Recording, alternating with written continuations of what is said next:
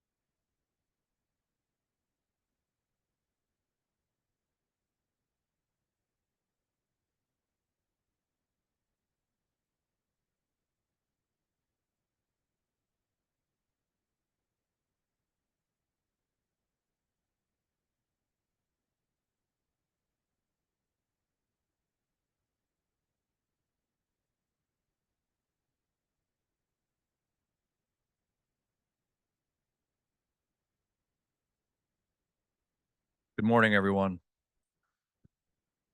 I have a couple of housekeeping issues before we get started with the POTH lecture. This is our half day, as you know, so we will, you have the afternoon free. I just learned from Jill that we have 38 golfers, the most we've ever had at a Southwest tournament, so that's fantastic. Looks like a wonderful course. I said POF lecture, but I meant OR lecture. I'm so sorry. All scientific sessions are being live streamed and recorded, and those will be available for 90 days after the meeting. Please claim your CME and self-assessment credits by May 24th, so 1 month. You can do that through the app or by email. We are proud to announce that Southwest Surgical Congress can accept tax-deductible donations, so funds will be used to support education and research initiatives. You may donate directly to me, or no, to the meeting by the meeting app or the registration desk. Please show our industry supporters some love. They really enjoy the opportunity to interact and engage our members. So please take a moment to do that. I'd like to acknowledge our silver sponsor, KLS Martin Group, and our bronze sponsor, Caresis. And I got the thumbs up from Jill. We're good to go. So welcome to our first named lecture, the first of 3 at our 75th Southwestern Surgical Congress. Thomas Orr was a general surgeon in Kansas. He trained at the University of Missouri and Johns Hopkins University, completed his internships at Hudson Street Hospital in St. Mary's. He served as the chairman of the Department of Surgery at University of Kansas for many years and served as a captain and a major in World War I. Wow. Dr. Thomas Orr was a founding member of the American Board of Surgery as well as the Southwestern Surgical Congress, where he served as our second president. Patients and colleagues remember him as someone who always had time to talk and to listen. Some things never change. It's my distinct honor to introduce our Thomas Orr Memorial Lecturer this year. It's Dr. Peter Cole.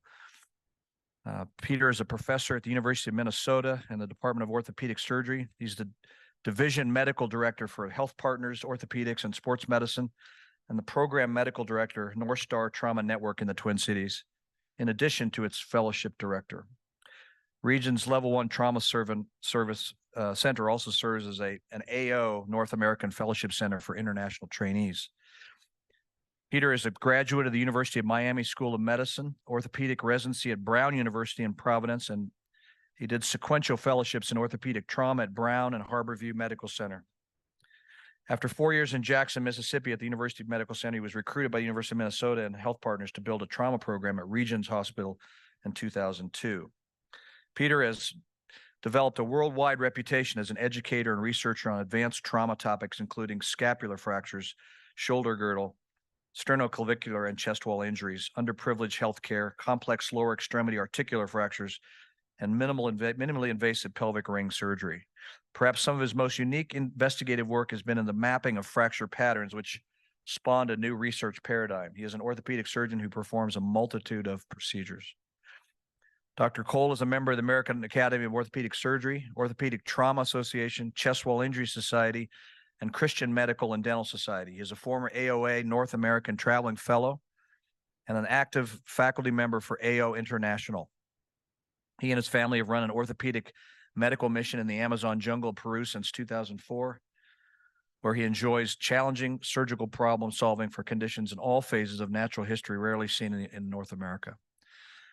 It's my distinct pleasure to introduce my dear friend, Peter Cole.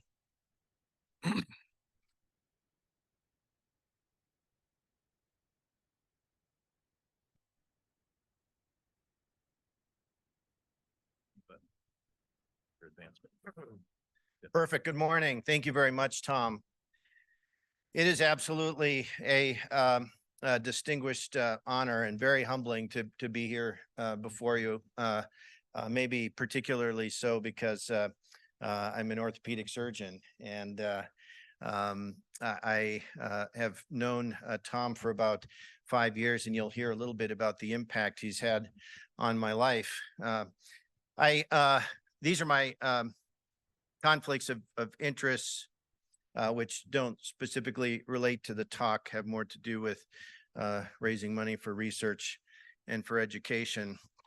So, one of the things I like to do is study mission statements, because I know how much work goes into developing a mission statement and that each word has purpose. So yours is to promote the advancement of general surgery by representing the interests of academic community and rural surgeons, surgical residents, and medical students through education, advocacy, research, and innovation. I hope that the comments that I have this morning will serve each one of the words in this laudable mission statement. I love the seal with the caduceus, and so I kind of blew it up to take a closer look. And I was fascinated to see how inclusive you are as the Southwestern Surgical Congress. And I also noticed there's this island of Wisconsin in the middle of the ocean or something. And so it so happens that I come from a spot somewhere between Wisconsin and the Dakotas there and Minnesota.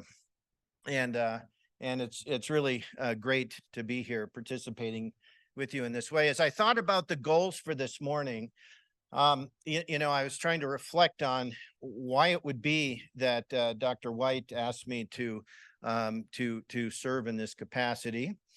I also wanted to be able to provide for you something orthopedic, something you could hang on to and learn about my particular subspecialty, and then share with you some of the things that are most personal to me in terms of my journeys in medicine.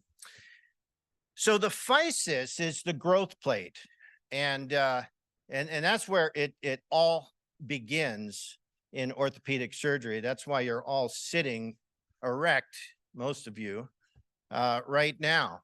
And the physis was the Greek goddess of the origin and ordering of nature, similar to the primordial deities of Eros, Thesis, and Faunus, who were the god and goddesses of procreation and creation. And so it's from which our entire skeleton spans and grows, from these ends of each of the bones called the growth plate. This is a beautiful illustration by Frank Netter, who I'm sure you all have known in your studies, and he passed away in 1991. But I like it because it is overlaid on top of the tree of Andre, and the tree of Andre, which was a piece of medical orthopedic art done by Nicholas Andre in the early 1700s, shows how you can affect both bone and the growth plate by putting forces on it in a way that helps to correct deformity. And that's true for the fracture, for scoliosis, and other conditions, malunion, non-union. And we take advantage of the physis in order to be able to do that, particularly in pediatrics. And so we're going to be talking about this part of the ends of a growing bone from which we get our entire skeleton. This is a depiction of the key blood supply that the physis gets on the epiphyseal side, the physis, and then the metadiaphyseal side. And each of these layers is distinctly unique and just a brilliant,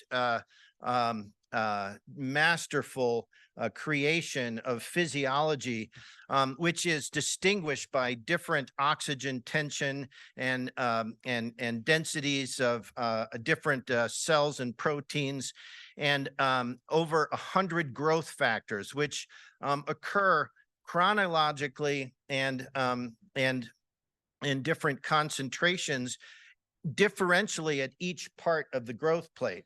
So we're going to be talking about these different zones, the resting zone and proliferative zone and the hypertrophic zone, and then how that creates bone that forms the spongiosa, primary spongiosa of young bone, and then remodels to occur to growing bone.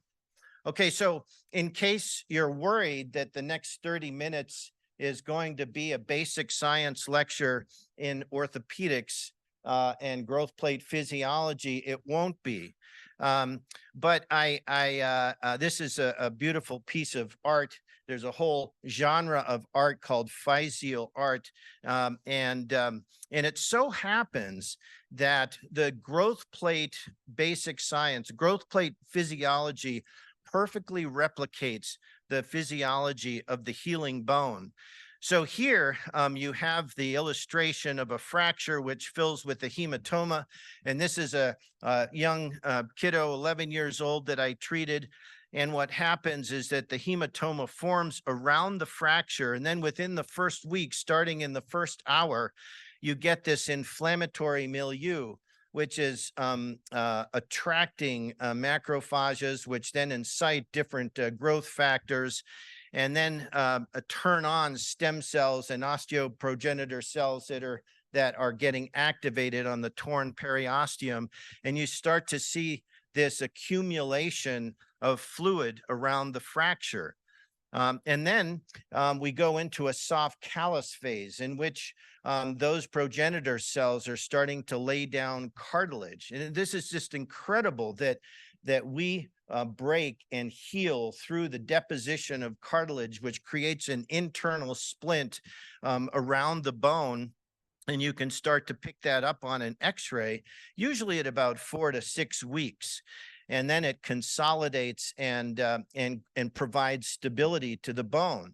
Then what happens is that the cartilage begins to be replaced by bony cells because they go on in a process called apoptosis, which is programmed cell death, to create lacuna and places where blood supply can grow in. Osteoclasts are taking away the dead cells and the osteoblasts that were injured, and then it's getting replaced by bone in this process of remodeling. The X-rays you're looking at on the right side are under 3 months, and so the remodeling process goes on for 10 to 12 weeks. And you can see how stability is rendered to the bone. Absolutely miraculous. And again, in the child and adult, an absolute recapitulation of what happens in the growth plate. I just want to say now is the sound for later in the talk will need to emerge more than what we just heard. Okay. So I want to tell 3 stories about my journey as a physician. And I think I want you to apply different phases of the growth plate physiology that you just learned. Consider that we have resting zones in our life and remodeling phases, and phases where we are more proliferative, and other phases where we hypertrophy, if you will, in our careers, in our successes, in our failures, as we just learn and apply. So I hope you have an artistic mind to be able to do that. My first academic influencer was the University of Miami, in the sense that that's when I got hooked on trauma. In the late 80s, you will recall, Jackson Memorial Hospital was a war zone. The Medellin cartel and Escobar and his company were driving drugs through South Florida. And my 6-week rotation on trauma was like a 6-week bender. It was an adrenaline rush. This was at the height of Miami Vice. My wife and I would see the program being filmed around town. It was absolutely incredible. And then after 4 years, I went to Brown University in Rhode Island. And I actually went to Brown University as a general surgery resident, and was a resident for 2 years. At the time, I had mentors in general surgery like Kirby Bland, who was the chair, and Bill Chaffee, who was the trauma director. I think he's the chair now, and other wonderful surgeons like Marlene Kudatar and Steve Schechter. And for sure, they influenced me. There's this guy, Peter Trafton, who was an orthopedic traumatologist. He was one of the gods of orthopedics, and he would meet every morning in the emergency room at 6 o'clock with the residents to review the X-rays of the day before. And I would always take witness of that and be impressed what a culture they had. And then this guy, after my PGY2 year, recruited me to orthopedics. He picked up another spot through the GME to increase the residency complement in the program, and he needed someone to go right into ortho from PGY2. And he impacted my career tremendously. You know, I figured I probably would have gone on to be a private sports jockey, we call him, if he hadn't come into my life. But he was a basic scientist, a pediatric orthopedic surgeon. He would have breakfast with the residents every morning, and he became a lifelong friend. He was a two-time Kappa Delta scientific award winner, just a champion for research. And he would always say, you know, all the efforts that you put into research are worthless, and 95% is if it doesn't make it to publication.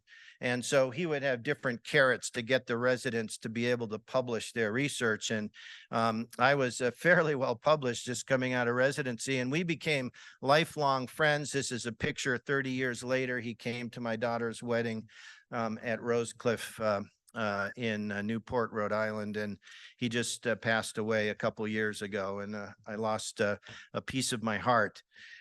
And then I went on to Harborview Medical Center in Washington in a year where I think Seattle was perennially the #1 city in America, and Microsoft was booming, and Starbucks and Costco and Boeing, and it was just a glorious time to be there. There was this Northwest spirit that was just relentless, and it just went into the horizon of the Pacific. And I had mentors there that influenced my life tremendously. Milton Chiprout Jr., MD, he's now at the University of Texas, Houston, arguably the most influential pelvic surgeon in history. And he would teach through entertainment. And this is the kind of individual I got to learn from. Stephen Benershka, arguably the best articular surgeon of our generation. It was just fierce, loved his patients. The intensity in this picture is what he conveyed to his residents.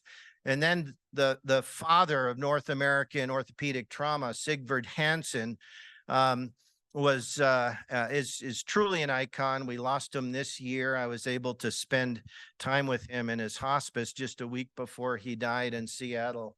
And the effect he's had on our career was truly profound. And he brought intramedullary stabilization of fractures to North America at a time when everyone lived in traction for weeks on end. And so he was affectionately known as Ted, and his handprint was all over the Harborview program. So, you know, if you finish your training, then I was recruited to the University of Minnesota in 2002, and that's where I've spent my time since then. Mark Swinkowski, the chief editor of the Journal of Bone and Joint Surgery for the last decade, is probably the most recognizable name in orthopedics and orthopedic trauma. So I've just been unbelievably blessed, almost embarrassed by the number of mentors who impacted my life. So I like to say, like, if I wasn't on fire after that training, I must not have a beating heart. And I love to solve problems. So this is the second thing is my passion for problem solving. There's certain things when I see them, they bug me, and I go after them relentlessly.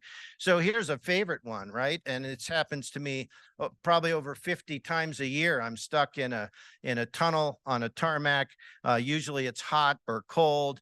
You're carrying your computer bag, and they sit the people in the front of the plane before the back of the plane, and in the aisles before the windows. It is a godforsaken process. And I did a calculation on the number of hours that people spend in these tunnels, and it calculates to trillions of dollars to get onto a plane that looks like this. Now, does this make sense to anybody? Like, who came up with this, and why do we still have it? Now it's a little better. This is a picture from yesterday. And one thing you notice about the tunnels is that there are all these beautiful pictures now. Get ready for the moment you don't want to miss. The next one says, in just a minute, you can travel like it's made for you. I mean, you're on the edge of your seat now by the time you get into the plane. We're not far from nourishment for the soul. You're one step closer to having it all together. I mean, so this is one way of solving a problem, right? You don't solve it, you make it an opportunity, and that's not a bad lesson. And so this was one that that was personal to me in the late 1990s and early 2000s. Were putting external fixators on pelvic fractures. And that just didn't make sense to me. I mean, these things are god awful. Patients wear them for a month, 2 months, 3 months. They hate them. They can't dress. They can't have sex. They drain. They're just gets in the way of the trauma surgeons. And we're doing minimally invasive surgery for everything else in orthopedic trauma.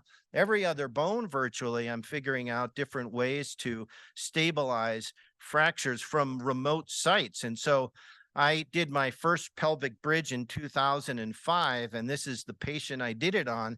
And I went to go put on the external fixator, and I'm thinking, like, why don't I just put this through all this fat? Like, it'll be just as good. And that's what a minimally invasive trauma implant is.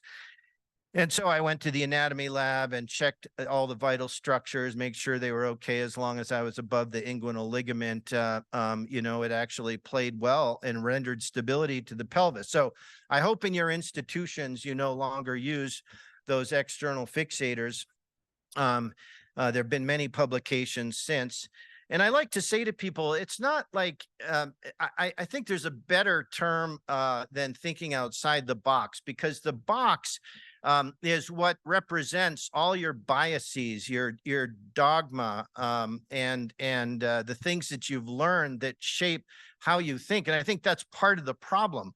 I think sometimes you should approach a clinical problem as though you had no background, and now you have you and your tools around you to figure out how to solve the problem. And so here was one that occurred to me early in my career. This was a bone that we treated non-operatively 20 years ago. And I was like, what? Why are we treating this non-operatively? It makes no sense to me. The patient's going to do terrible. But of course, the patient is told, well, they all heal and they all do fine, and you just need to work hard in physical therapy. Well, I can tell you that this will become morbid. And so literally the week I finished my fellowship, I set out to explore and figure out this bone. Because in all the other bones that we treat, my goal, I mean, this is like religion in orthopedic trauma: restore length, alignment, rotation, stability. Stability is motion. Motion is function. Function is life. Like, that's an axiom for the orthopedic surgeon. But for the scapula, it had a different set of rules. Like, we just put our head in the sand. And I started examining patients, and I saw their dysmorphic shoulder girdles, and their midlines were thrown off. They all have neck pain. And I'm thinking, does anyone pay attention to this? And so I actually studied the shoulder angles and the nipple height and the surface displacement of the deformity. And I could, be assured that I was doing the right thing to fix scapula fractures. So I figured out how to fix them, developed approaches, implants, and recommendations for treatment in terms of operative indications. And then I just published, and I followed my database. And I think it was really important in the beginning, because it was heretical to fix a scapula fracture. It's like, what are you doing? Where's the randomized controlled trials? Where's the evidence-based medicine? And I'm thinking of the principles, and they have a ball and chain called evidence-based medicine. They're afraid to do anything without the prospective randomized controlled trial. But where does it start? So if you follow your patients and publish, you'll start attracting more patients. So the blue bar there is the referred patients. And so it got to the point where I was doing a scapula a week when most people weren't doing any. And this spawned a whole lot of research papers on different approaches, different kinds of fracture patterns, age groups, and other things. And I think that's how you start, turning the crank on clinical care.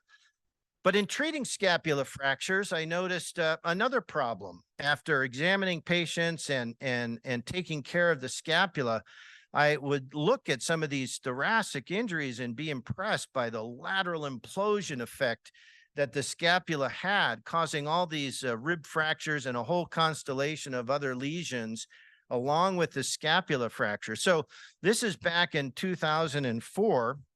A patient who was in a car accident. Of course, he has a bad glenoid fracture here, which I fixed. Okay. And I followed him closely, like I do all my patients, and his shoulder worked well, but he would still complain of clicking and popping and aching. And so you could see on a clinical exam that the shoulder blade just fell into a hole and he would feel the grinding. And then I started seeing more of these patients with these step-offs from the rib fractures, which I now call a rack of ribs. So in 2008, once again, principles, right? I started stabilizing fractures and when they occurred with the scapula. So you can see these are non-locking, non-pre-contoured, pre-rib plating implant fixtures. And I went long with lots of points of fixation. And here's another one from the early days. And I started accumulating an experience and published. So more patients now using Google to find their doctors would come to my clinic. And I started becoming more comfortable with some of the reconstructive phases of rib fracture surgery. And I was drawing much more attention from general surgery who wanted help with very comminuted flail chest injuries, like this patient who was thrown off an overpass, landed on a guardrail, had a thoracotomy to fix a mainstem bronchus. Then they called me, fix multiple ribs. And I was just impressed that that I could restore the contour and stability of the chest wall. And then at 3 weeks that she could actually come into the clinic, have x-rays that look like this, having left the hospital in 8 days off of narcotic pain medication, and she could move around. It was mind-blowing. There's no way that patient would have had that kind of a result without fixation. And so I went to a society that I heard about, and I wish I knew how I had heard about it. But I wanted to learn more about what I was doing. I thought, geez, I should probably learn from an expert. So I found out about Chest Wall Injury Society, and I went Santa Fe, New Mexico. This is my first time back to New Mexico, and I met this guy, Dr. Tom White. And on my left is Fred Pieracci, who was the president that year. And Tom just put me to work right away. I mean, the next week we had a panel on when to call the orthopod, and he gave me a lab and gave me responsibilities, put me on the education committee. And so my practice, as I started to learn and engage at a much higher level chest wall surgery, I started to just begin to take care of different reconstructive problems, applying orthopedic practices and principles to the treatment of the chest wall. So whether it's non-unions or heterotopic ossification, things we see all the time in orthopedic surgery, whether it is bone defects, these are things we treat in long bones all the time. And these are just cases of a reconstructive practice, an allograft rib, and stabilized to treat the lung herniation. And then I'm starting to see these combination malunions of patients that have undergone benign neglect, which is not so benign. And you can see the rack of ribs deformity there, which are exposed here and reduced and fixed. So the scapula now can roll around the thoracic cage like a watermelon seed instead of rubbing up over displaced ribs. Now, the last story I want to tell you, that's a little bit about problem solving. This one is about problem solving through a ministry that my wife and I started in 2004 called Scalpel at the Cross. And I want you to continue applying the growth plate principles to my medical stories. Scalpel is a gift of light, hope, and surgery to Peru. And the gift, the light, the hope is represents something beyond a platitude, but something important about the patient's heart. And I want you to put on some earphones and come on a flight with me, this is a video from the first time in 1990 I went to the Amazon jungle. Can we turn the sound up a little? Perfect.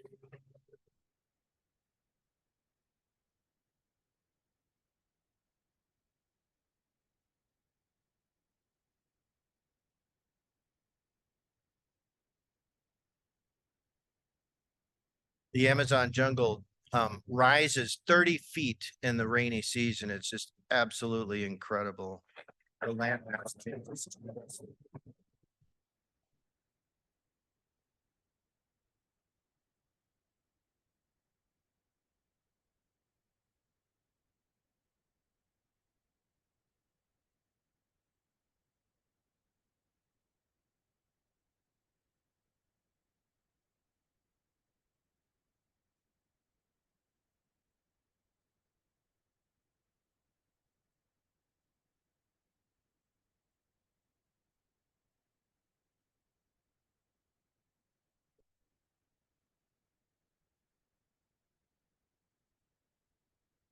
So it was incredible. Nancy and I went down for the first time the day after I graduated from medical school from the University of Miami.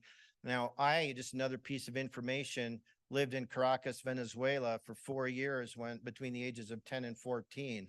And so I had a love for the Latin people. I spoke Spanish. This was me and my family back in the day. Venezuela was in a much better place, and it left a great impression on me. So the day after medical school, we had this friendship that Nancy and I met another couple who was a co-pilot down in the Amazon jungle. And so he and Heather invited Nancy and I down. And so that trip was the first trip that we took. We had a blast. I actually brought medical supplies, and we did primary care clinics along the riverbanks. And we can access anywhere in the Amazon jungle with their three planes, 2-wheel and 1 float plane. And these are the different, images of people, smiles, faces that just kept calling us back to Peru. And over the next 7 years, through residency and fellowship and early career, I would figure out how to get the family back down. So our youngest, Channing, actually went his first time at the age of 6 months.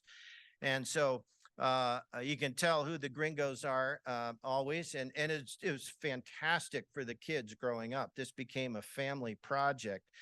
And so this is my daughter, Danielle, who was just a little girl, but she is now DNP, went to BC and Johns Hopkins, is now on faculty at the University of Miami in the School of Nursing. And then Peter works in med device. He lives in New York City. And Channing, our youngest, just landed his first job this week coming out of college. And so really proud of them. But Peru was a part of their upbringing, and we would go back to this city time after time. It's very depraved. Standards of the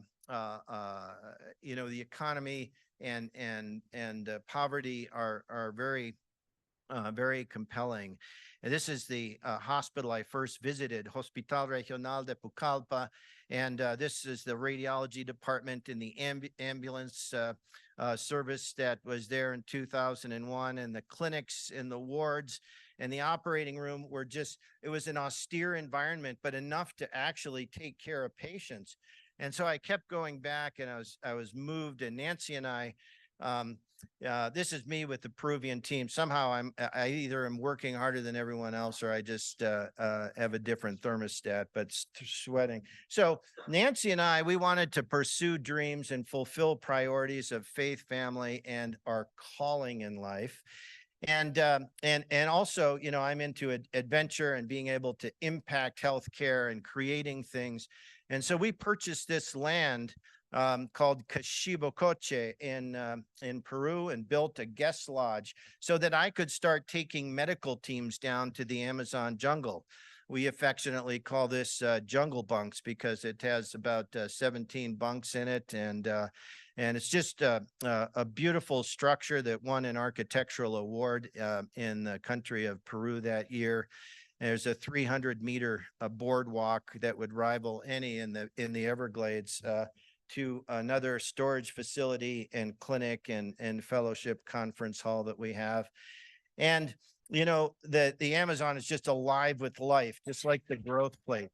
And the colors and the sounds and the experiences are just beyond what we know in our country. And so is the pathology, things we don't see in Peru because of benign neglect. Okay, sound familiar?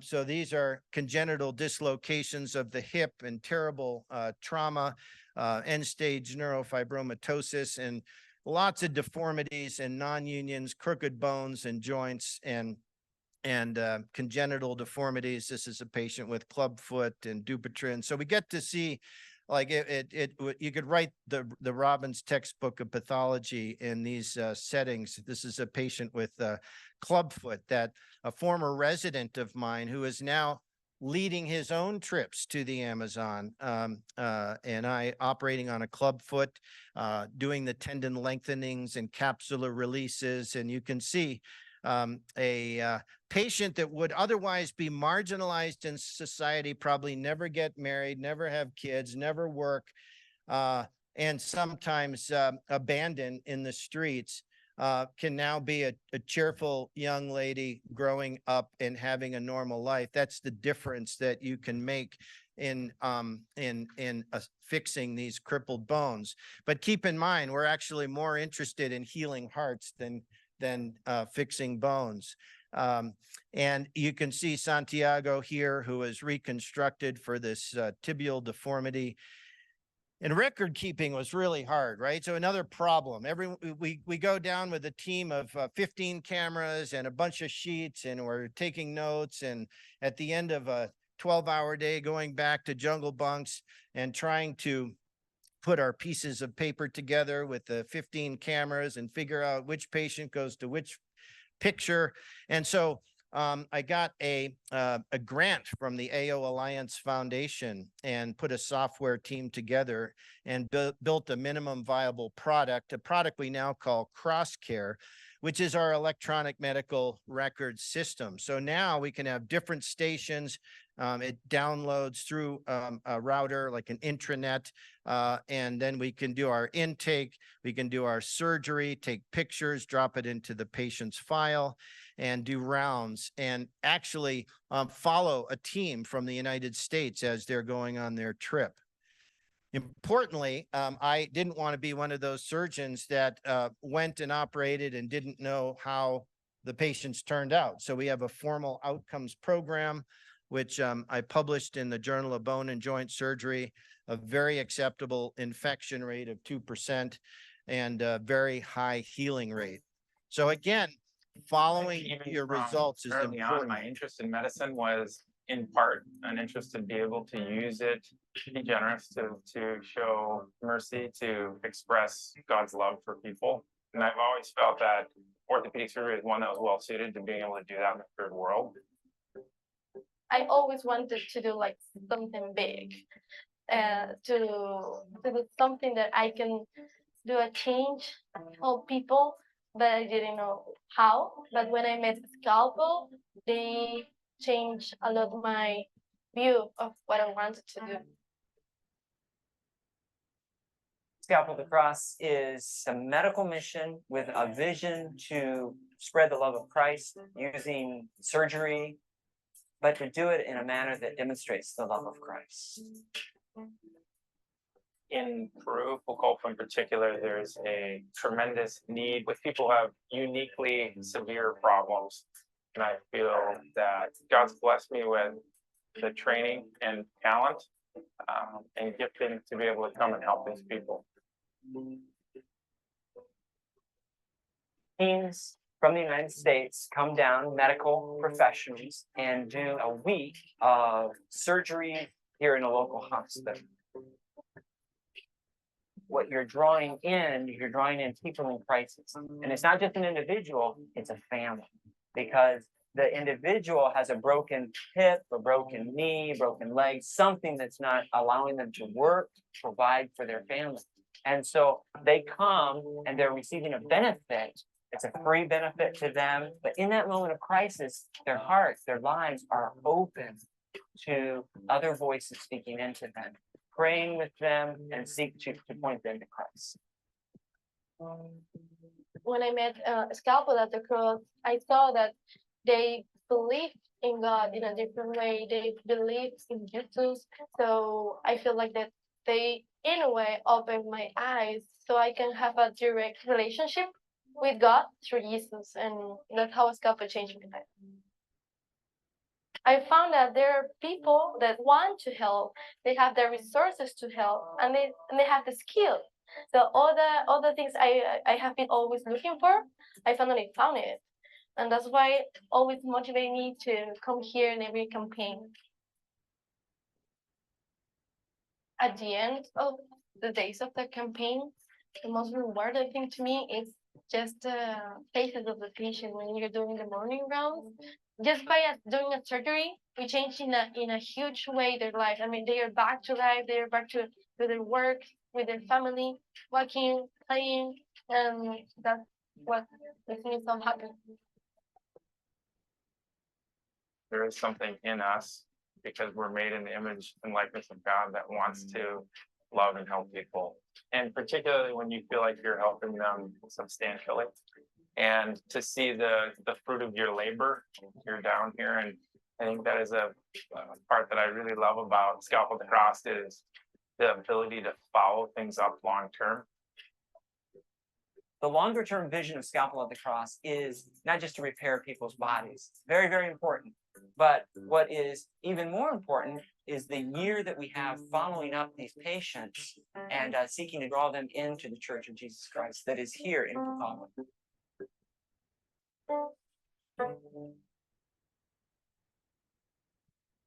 So, you can see that's a labor of love for us, and now what we're doing is taking a particular interest in the area of orthotics and prosthetics, because that's not an option for patients in the Amazon jungle.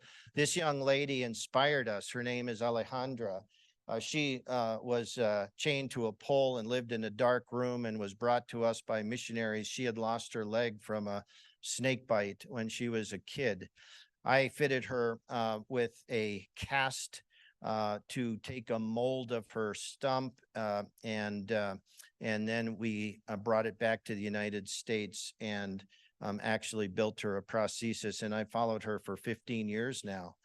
So we decided to embark on this new project, the Miracle Campus. We purchased some new land, and we're building this new facility for orthotics and prosthetics, which will open this year in the jungle.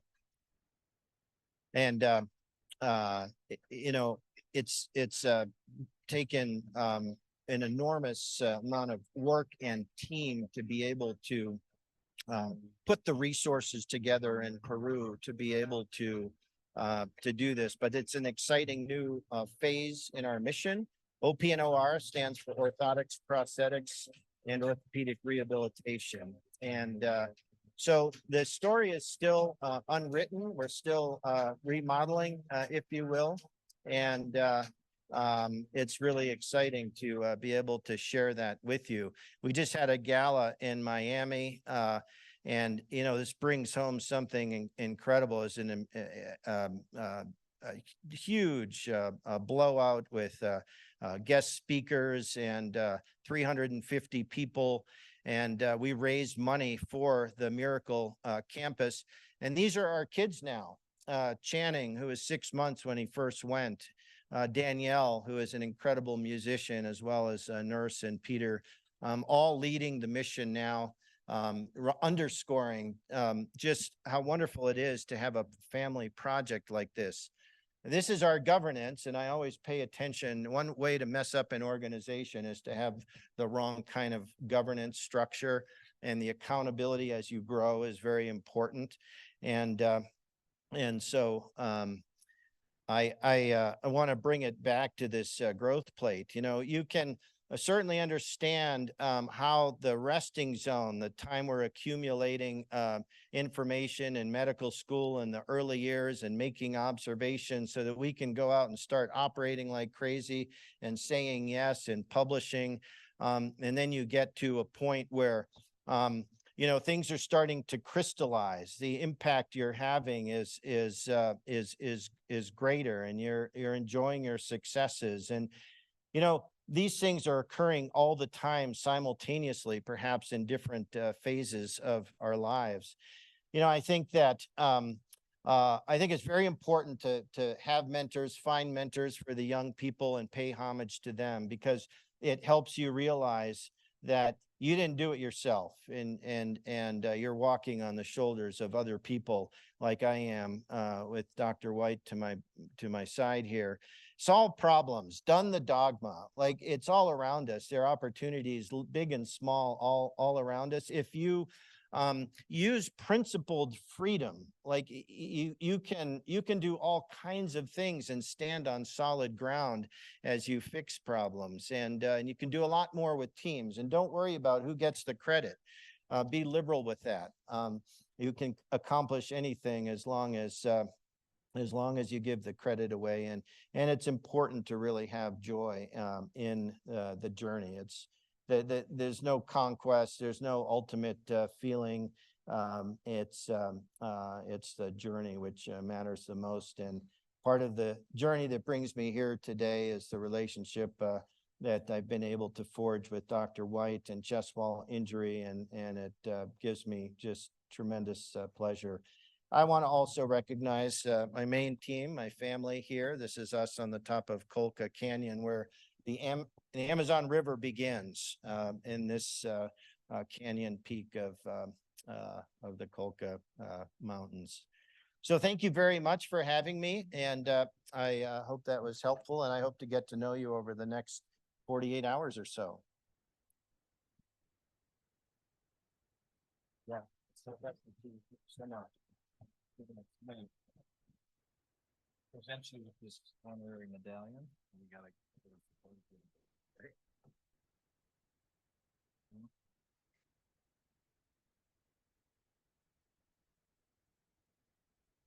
One more for social media. Thank you. Thank you. That was terrific, Peter. Thank you so much. Do we break now, or are we going right to the debates? Keep going. Okay.